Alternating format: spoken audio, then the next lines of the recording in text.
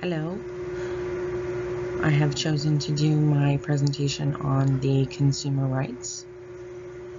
A quote that I found that I really thought spoke to my presentation was, "The U.S. economy is the global economic driver, and within the U.S. economy, the U.S. consumer is the global driver."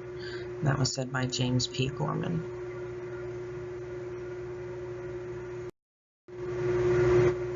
Now, the beginnings of consumer rights started with moral rights, and those are the expectations of consumers that the marketplace will be guided by principles, rules, and standards of good conduct that arises from a conscience or sense of right and wrong.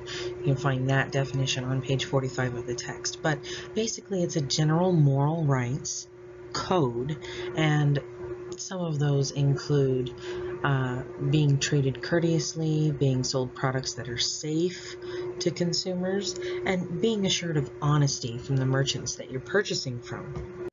America's 35th president, John F. Kennedy, had a speech in 1962 where he formally declared a consumer bill of rights, and included in that was the right to choose, the right to safety, the right to be informed, and the right to be heard. Now, these basic rights have been supported by all of the presidents that have come after President John F. Kennedy, but in addition to that, a few others have been added and adopted as the Consumer Bill of Rights. Now, here we will discuss 8 important consumer rights. There are a few more, but these 8 are really at the core of all transactions. Now, these consumer rights have evolved since Kennedy's proclamation in 1962, and they more fully protect both consumers and merchants now.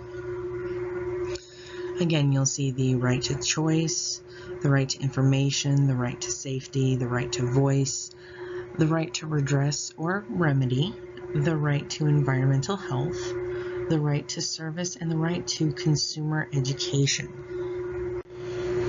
Now, following each of these rights, there are also important consumer responsibilities. So along with each of the 8 important consumer rights, we will touch on these responsibilities that each individual consumer must take into account when doing business with others.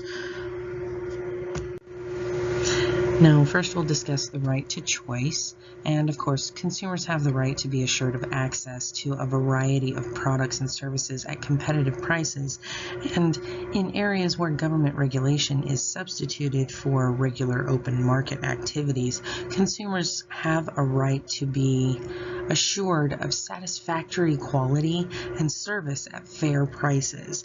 Basically, their government will not take advantage of them, and that's very important. Now, most of these rights are outlined on page 46 of the text.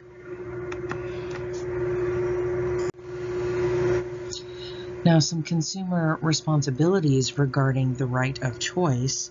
The consumer must recognize persuasive selling techniques. They must compare products for price and quality. They must continue to buy when products and services are satisfactory and refuse to buy when products are unsatisfactory. They must be honest in their dealings with sellers, and they must make purchases from sellers who support consumer rights. And this will go a long way in showing the marketplace what the consumer desires. Consumers have the right to information. Now, they have the right to be given accurate and adequate information to make free and intelligent decisions. So basically, you have the right to an educated decision. Now, consumers also have the right to be protected against fraudulent and misleading information, advertising, labeling, and other deceptive marketing practices, which basically means that people who are selling things cannot lie to you about what the product does, is, or really anything about it. Some consumer responsibilities regarding information include consumers must use products with reasonable caution and care and report any defects to the manufacturer. You have to be able to carefully read the product labels and use the products as intended, not how you think they should be used. You should examine the product for safety features before you purchase the product to ensure that it's going to meet the needs of you and your family. And then you have to assume personal responsibility for normal precautions when using a product.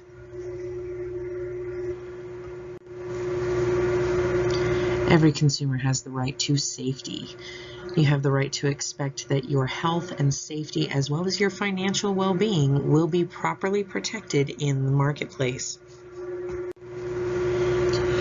Now, regarding your own consumer responsibility with the right to safety is you have to seek out accurate information about products and services. You cannot just rely on what you are told through second, third, or fourth-hand information. Do the research. And then analyze and understand performance claims. Know what the product is claiming that it's going to do. Make sure that it does do what it is supposed to do before you make that purchase. The right to voice is another consumer right. The interests of consumers will be given full and fair consideration in government policy making, and the right to voice is guaranteed in the First Amendment to the U.S. Constitution that provides citizens with the freedom of speech. Consumer responsibilities regarding the right to voice are to assist others in asserting their consumer rights and to boycott by refusing to take part in, deal with, or trade with an unscrupulous seller. Consumers have the right to redress or remedy. Consumers are provided a full and fair hearing in any case of dissatisfaction, and whenever possible, the complaint is satisfactorily resolved. Basically, you need to make sure that you address the problem with the manufacturer. Whatever product is having that issue, get in touch with the manufacturer and give them the opportunity to fix it. Most companies will do this because they want to keep your business. The consumer responsibility here regarding redress or remedy. You have to speak up when errors occur, when safety problems are apparent, and when the quality of products or services is inferior. You have to speak up and let the company know what's happening. You need to complain to and compliment the sellers as appropriate. Encouragement goes a long way, just as far, if not farther, than complaints.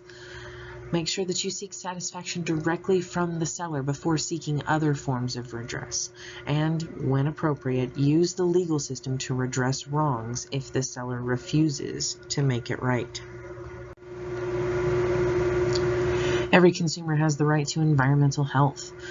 This means that consumers may consume in an environmentally sound manner, but also that they will be protected from the ill effects of pollution of the air, earth, and water that may occur in the performance of everyday marketplace transactions. Basically, every business has to make sure that they are doing what they can to leave as little waste and environmental impact as possible. Consumer responsibilities regarding environmental health are to become informed about environmental issues on your own. From there, you'll compare products for their effects on the environment and then make reasoned and environmentally sound consumption choices. You can choose to support sellers who practice positive environmental policies, but this is all up to you and your research and the choices that you make regarding the products that you use. All consumers have the right to service. They may expect convenience, courtesy, and responsiveness to consumer needs and problems. Consumers can also expect products and services to meet the quality and performance levels claimed for them.